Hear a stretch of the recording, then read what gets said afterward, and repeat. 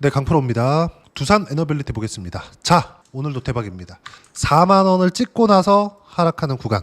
약간 조금 떨렸을 것 같아요. 사실 누가 봐도 최근에 좀 많이 올랐죠.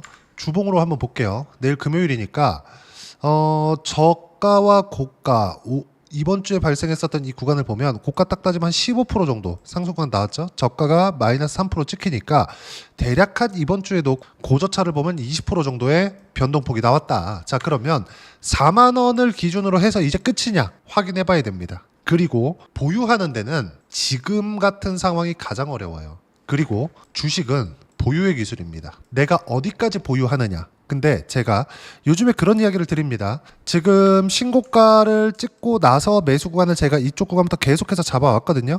24년도 같은 경우에는 이렇게 매수 구간을 잡았습니다. 대략 6월 그리고 7월 그리고 7월 중순까지 해서. 근데 여기서는 뭐 다들 아시다시피 체코 원전에 대한 우선협상 대상자 선정이 나온 날이에요. 근데 여기서 시세가 원래 쭉 갔어야 되는데 안 갔죠. 무슨 얘기냐? 나왔어야 되는데 안 나왔으니까 매도를 했었던 겁니다. 이따 제가 계좌를 열어서 확인시켜 드릴 거예요. 언제 매매를 했고 언제 매도를 잡고 있었는지. 자, 그러면 그 다음 매매는 어떻게 됐었느냐? 시세가 안 나오니까 매도를 했죠. 그리고 쭉 요 구간을 보냈습니다. 한 번도 매매를 안 했어요. 한 번도. 그리고 나서 1월 말 2월 초가 돼서야 신고가를 넘어가는 것을 보고 다시 매수 구간을 잡았고 여기서 수익 구간. 근데 20일 이평선까지는 조정 구간이 있을 거라고 제가 생각을 하고 있었는데 여기서 우리가 또 봐야 될 게 있어요. 시장에 대한 하락이 있었다. 참 우여곡절이 많은 종목입니다. 그리고 제가 이렇게 댓글을 쭉 보면 여러 가지 내용들에 대해서 이야기들이 오가고는 해요. 근데 제가 정확하게 딱 집어서 말씀드릴게요. 고가에 팔라고 하지 말자. 이것만 생각하시면 돼요. 이게 4만 원을 찍고 3만 5천 원에 파는 거, 그리고 5만 원을 찍고 4만 5천 원에 파는 거, 또는 6만 원을 찍고 5만 5천 원에 파는 거, 이게 중요한 거지. 내가 쭉 올라갔다가 5만 원 탁 찍고 나서 내려오는 거 보고 나는 4만 9천 원에 팔았다, 이게 중요한 게 아니에요. 어쩌다 보면 그게 고가가 잡혀 있을 수도 있습니다. 난 고가에 팔았는데 기분이 되게 좋을 수 있겠죠. 근데 그게 지속 가능하냐, 그 말을 드리는 겁니다. 어떤 주식이든 간에 지속 가능한 매매를 내가 했을 때 계좌가 꾸준하게 우상향이 나오는 거예요. 주식시장은 이 구조 안에서 무조건 놀아야 돼요. 그리고 여기서 내가 어떻게 매매 타점을 잡고 수익 구간을 꾸준하게 만들어내는지가 중요하다. 그러면 오늘은 왜 조정을 받았는지 그 부분에 대해서 이야기를 드릴게요. 자, 미증시 한번 보겠습니다. 일단 미증시 쪽에서 악재가 하나 있었어요. 그 내용부터 체크를 하면서 하나하나 차근차근 이야기 드리도록 할게요.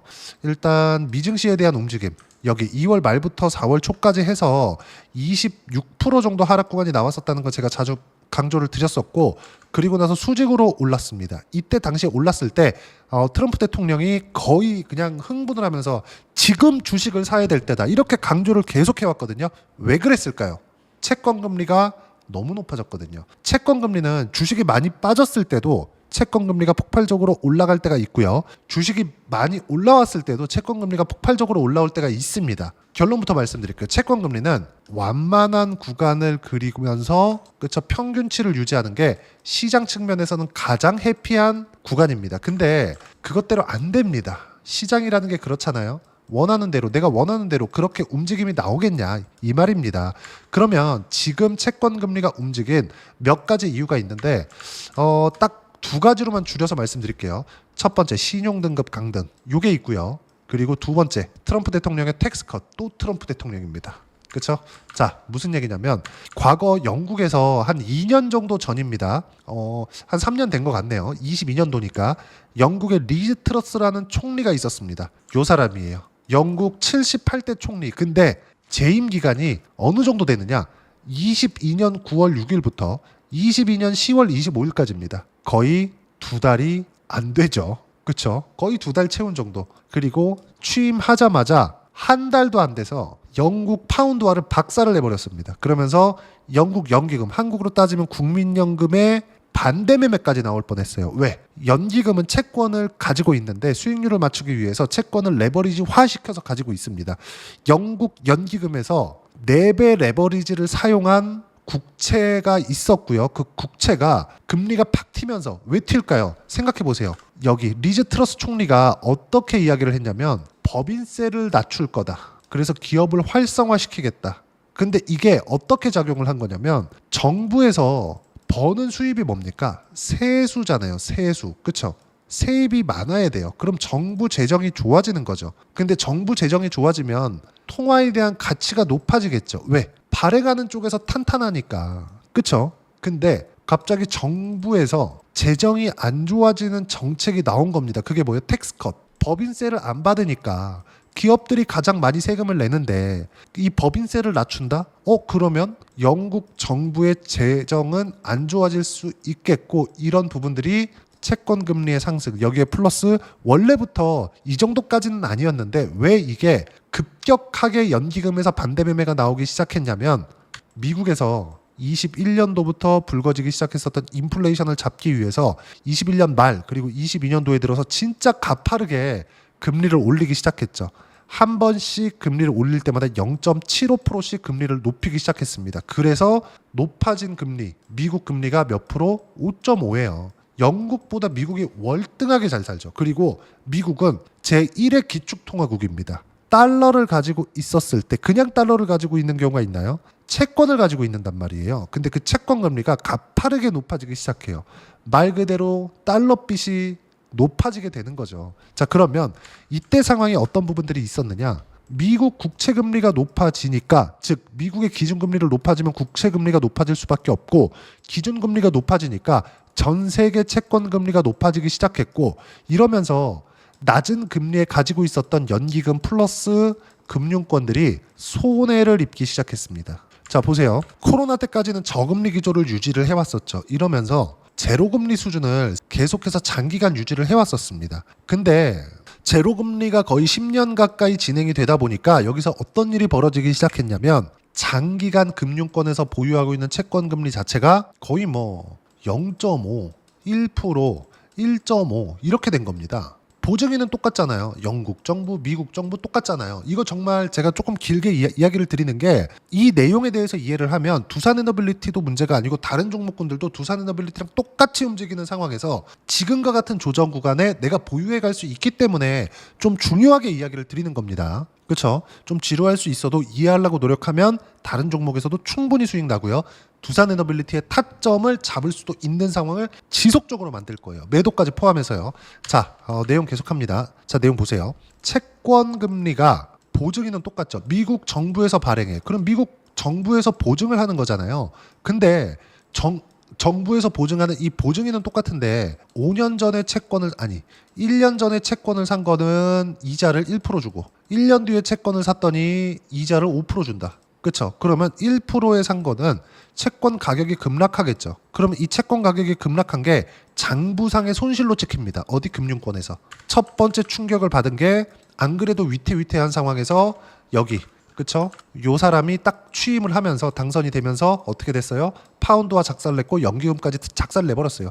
이때 연기금에서 반대 매매가 나왔습니다. 실제로. 야, 이것까지 만약에 터지면 이거 진짜 작살날 수 있다. 그래서 영란은행, BOE죠. 영란은행에서 직접 채권을 매입하는 상황까지 벌어졌어요. 반대 매매 막으려고. 근데 트럼프가 이번에 들고 나온 건 뭐예요? 텍스컷. 세금을 낮춰주겠다.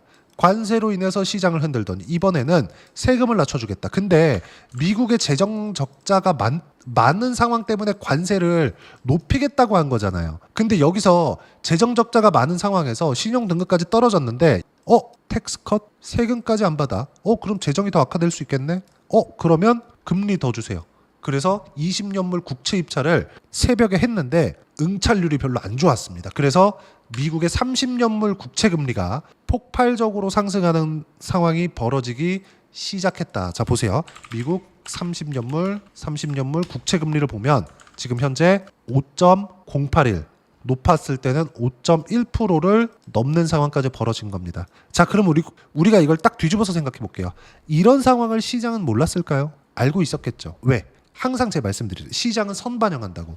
그러면 두산에너빌리티가 상승하는 과정에서 이런 상황을 염두하지 않고 주가가 올라왔을까요? 왜 이렇게 이야기를 드리냐면 주가가 올라가는 과정에서는 뭐가 필요해요? 돈이 들어와야 된다고요. 그럼 돈을 넣은 주체 여기서 거래대금 보세요. 1조 이상, 1조 이상, 1조 이상, 1조 이상 이 며칠입니까? 올라가기만 하면 1조 이상. 그쵸? 하루에. 그러면 누가 들어와요? 외국인들이. 이거 모르고 들어왔을까요? 절대 아니라는 거죠. 무슨 얘기냐?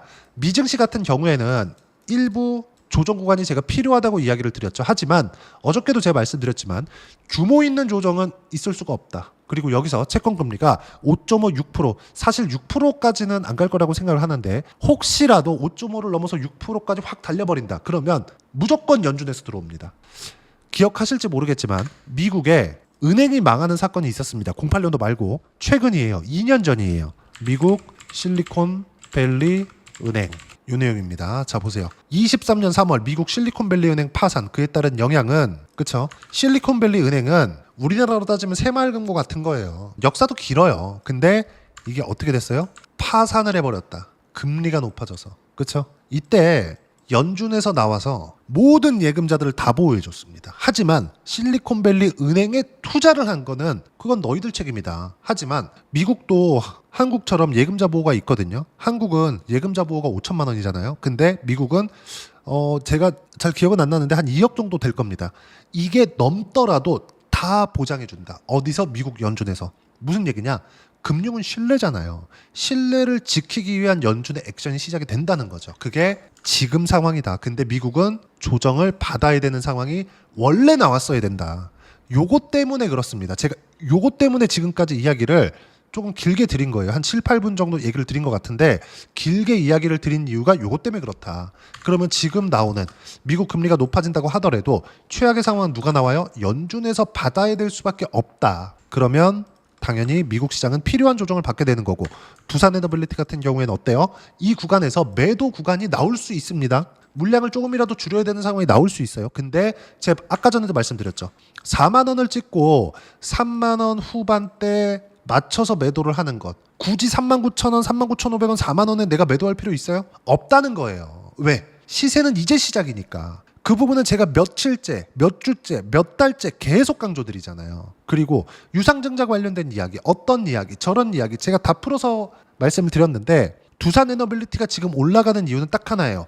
체코 원전? 그래, 올라가는데 조금은 포함되어 있을 수 있어요. 근데 미국에서 AI 투자를 하는 데 있어서 원전에 대한 사용량 자체를 늘려야 될 수밖에 없기 때문에 그렇습니다. 왜?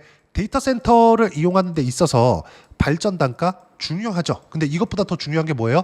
안정적인 전력 운영. 지금 대선 토론회를 보니까 데이터 센터를 운영하는 데 있어서 ESS를 원래 사용해야 된다. 그리고 재생에너지를 사용해야 된다. 이게 원칙이다.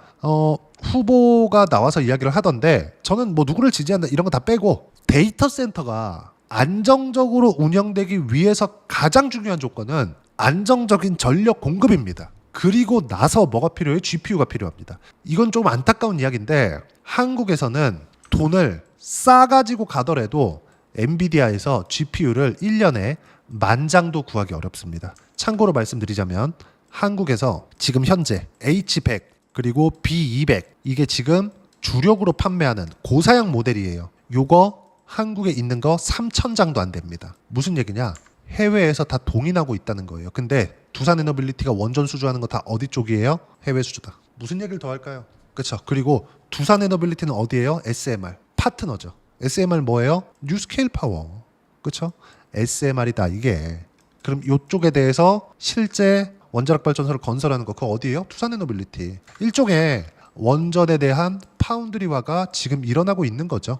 자, 그리고 SMR의 파트너는 애초에 준비가 다 끝나 있었다. 자, 그리고 가장 중요한 점. 미국에서도 2050년까지 원전에 대한 용량을 4배 이상 늘린다고 행정명령까지 나온 상황이다. 끝입니다. 조정을 받을 때 우리가 물량을 줄여야 될 수 있어요. 하지만 다시 매수할 수 있는 상황을 만드는 게 중요합니다. 그리고 그 내용, 매도부터 매수까지 제가 여기 소통방에서 무료로 공유를 해드리고 있습니다. 자, 오늘 같은 경우에도 그래요. 제가 오늘은 좀 내용을 길게 썼습니다. 왜? 채권 금리가 올라가는 상황이 있으면 뭐 미국이 너무 위태위태해지는 거 아니야? 이렇게 생각하는 분들이 좀 많은 것 같더라고요. 그래서 제가 이야기를 좀 길게 썼는데 핵심은 그거예요. 미국의 신용등급 강등. 주가 영향 크지 않았죠. 근데 금리가 폭발적으로 상승하면서 미증시에 조정의 빌미를 줬습니다. 미증시가 한 번 정도는 더 떨어질 수 있지만 그리고 나서 횡보하고 다시 반등하는 거 확인하고 나서 매수 구간 잡으면 됩니다. 시장 관련해서는 제가 꾸준하게 말씀드리고 있죠. 그리고 어제 미국 국채 입찰에서 응찰률이 떨어졌다. 수요자들은 금리를 더 높여달라고 꼬장을 부리고 있는 거다. 그리고 또 하나 세금 감면, 텍스 컷, 요 내용. 자, 결론이 뭐냐? 높아진 금리 수준에도 기업의 실적이 탄탄하다는 것을 봐야 된다. 6월은 시장이 흔들린다는 게 되겠는데 걱정할 거 없다. 왜? 주도주대에 있으니까. 그리고 우리는 이때 제가 지금 오늘 2.5%가 빠졌는데도 불구하고 50%대 초반 정도까지 수익률이 나옵니다. 그러면 여기서 내가 5%, 6%, 7% 수익률이 좀 떨어진다고 하더라도 매도하고 다시 매수관 잡으면 됩니다. 이미 충분 수익 받거든. 그러면 이게 가장 어렵다는 거 다들 아시죠? 지금 팔고 싶어 미칠 겁니다. 그리고 나서 제가 35,000원 정도 됐어. 지금 팔아야 됩니다. 이러면 약간 조금 의문이 드실 수도 있을 거예요. 이럴 것 같으면 38,000원, 39,000원 이때 팔지 그냥. 왜 지금까지 기다렸다 35,000원에 파느냐? 나는 2만 원 초반에 샀거든요. 그쵸? 그러면 제가 2만 원 초반이 싸게 산 거냐? 요 보세요. 여기라니까. 제 단가가 딱 여기 걸려 있어요. 여기 사야 싸게 산 거지. 전 싸게 안 샀습니다. 확인하고 샀어요. 그렇죠? 대신 보유기간 줄였다. 이런 상황을 지속적으로 만들 수 있어야 된다는 거죠. 그리고 나서 다시 매수구간 잡는 거. 제가 실전에서 어떻게 했는지 하나오션을 기준해서 이야기를 드릴 겁니다. 그리고 이 내용 소통방에서 무료로 공유를 해드리고 있고요. 구독과 좋아요 눌러주시면 무료 입장 가능하니까 구독과 좋아요 꼭 좀 부탁드리고요. 그리고 댓글도 하나씩 달아주시고 입장 링크는 여기 010-8713-1916으로 구독이라고 문자 보내주시면 소통방 입장 링크 순차적으로 공유를 해드리도록 하겠습니다. 자, 그러면 여기서 우리가 제가 몇 가지 이야기를 더 드렸는데 자 보세요. 보유 종목 체크 오늘입니다. 원전 두산에너빌리티 오랜만에 2% 하락했다. 전혀 문제 없다. 몽땅 보유. 그쵸? 고가에 팔 생각 버리라 그랬어요. 그리고 여기서 쭉 올려보시면 제가 어저께 그 이야기 드렸거든요. 자 보세요. 어저께도 5월 21일이죠. 자 보세요. 쭉 보면 미증시는 조정을 받긴 해야 되는데 가격 조정을 너무 안 받았다.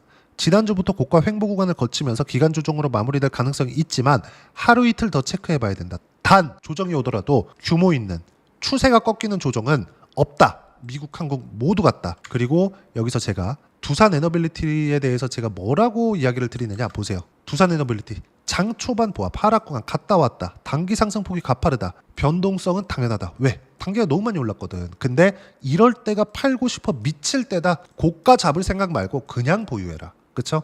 이렇게 제가 하나하나 빠짐없이 이야기를 드리고 있으니까 소통방 오셔서 배우시면 되고요.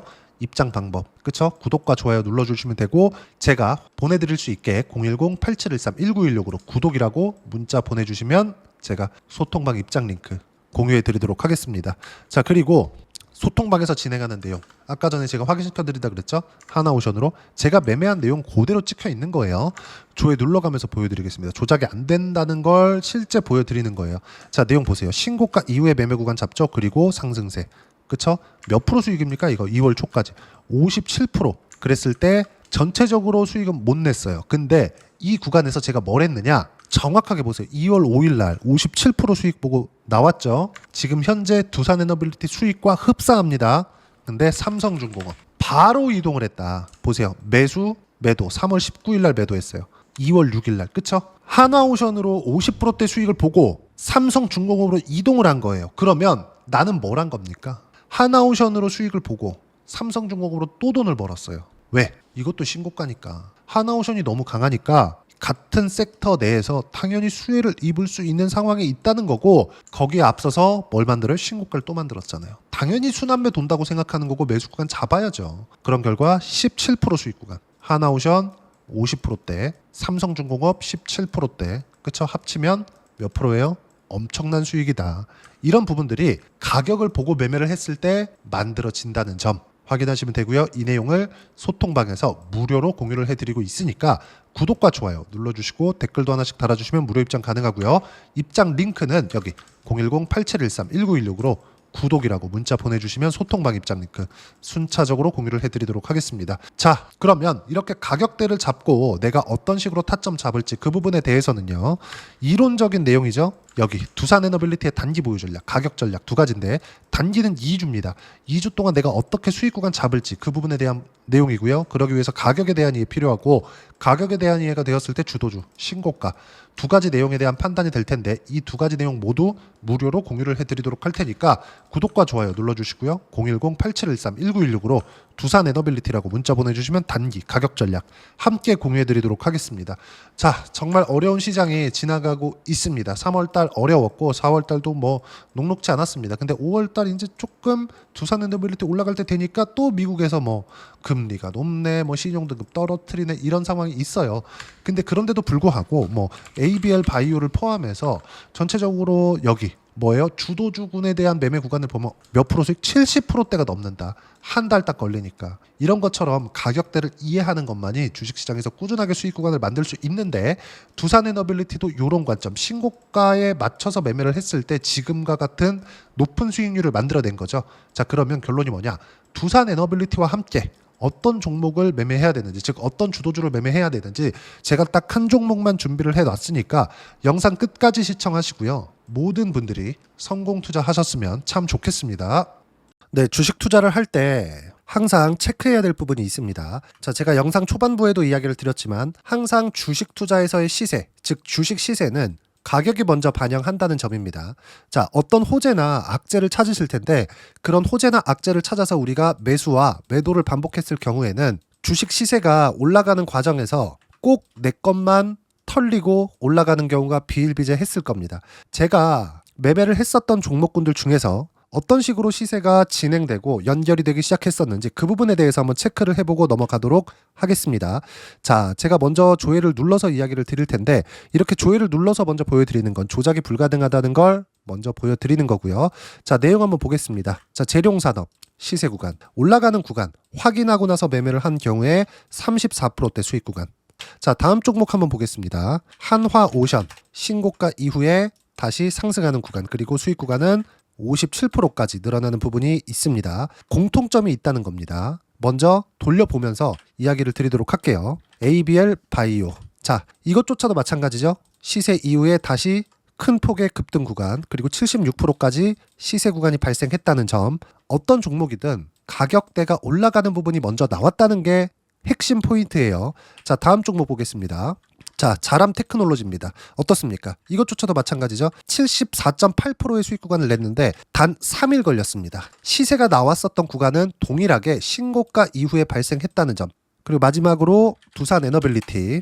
두산 에너빌리티도 계속해서 상승 구간을 만들어가고 있지만 당연히 신고가 이후에 시세가 나오고 있다는 점.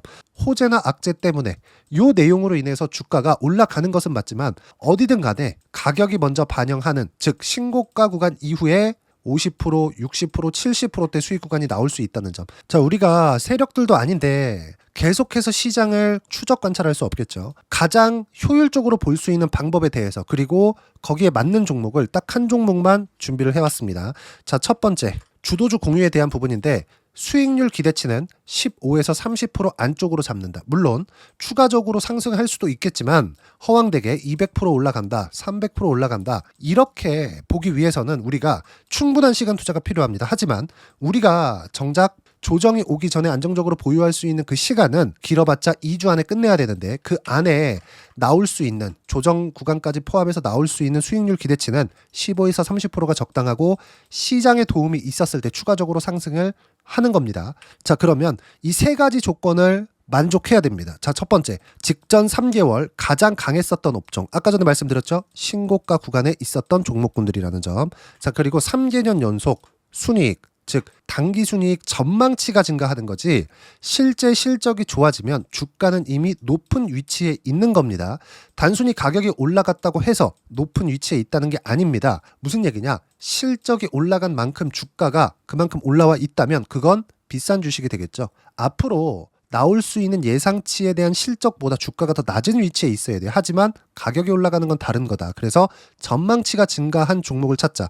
자, 그리고 가장 중요한 점. 올라가려면 돈이 필요하겠죠. 즉 매집봉이 들어와서 가격대를 올리고 외국인이나 기관들, 즉 세력들의 미친 매집 구간을 확인을 해야 된다. 자, 그럼 어떤 종목이냐? 제가 이렇게 준비를 해왔고요. 자, 주도주 공유. 아까 전에 말씀드렸죠. 15에서 30% 2주 안에 낼 수 있는 수익률에 대한 기대치입니다. 자, 그리고 이렇게 준비해온 종목에 대한 부분은 자, 폭등 전에 꾸준하게 매집 구간이 발생했다는 점, 그리고 상승하는 구간에서도 계속해서 거래 대금이 늘어나고 있었다는 점, 그리고 직전 3개월 내 신고가 돌파 종목. 그쵸? 분명히 시장이 어떤 상황이든 간에 주가가 올라가는 상황이 나와야 되고 올라가는 과정 안에서 반드시 거래대금은 늘어날 수밖에 없습니다. 자, 그리고 지금 현재 시세가 나오기 전 마지막 매수 기회 구간에 있습니다.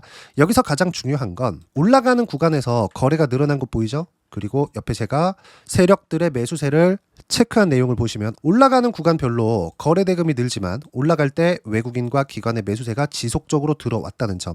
이 구간에서 제가 종목만 드릴 수도 있겠지만 어떤 식으로 타점을 잡고 매매를 해야 되는지 소통방에서 함께 진행을 하고 있고요. 소통방은 모두 무료로 진행하고 있습니다. 물론 종목만도 따로 드리겠지만 등락하는 과정에서 어떻게 타점을 잡아야 되는지 그런 부분 소통방에서 진행하고 있으니까 여기 010-8713-1916으로 주도주 라고 문자를 보내주시면 제가 강프로의 소통방도 함께 초대를 해드리면서 지금 2주 안에 15에서 30% 수익률이 기대되는 주도주를 공유해드리도록 하겠습니다. 자, 항상 어려운 주식시장이지만 제가 준비한 이 종목 받아가셔서 모든 분들이 큰 수익 내셨으면 좋겠습니다.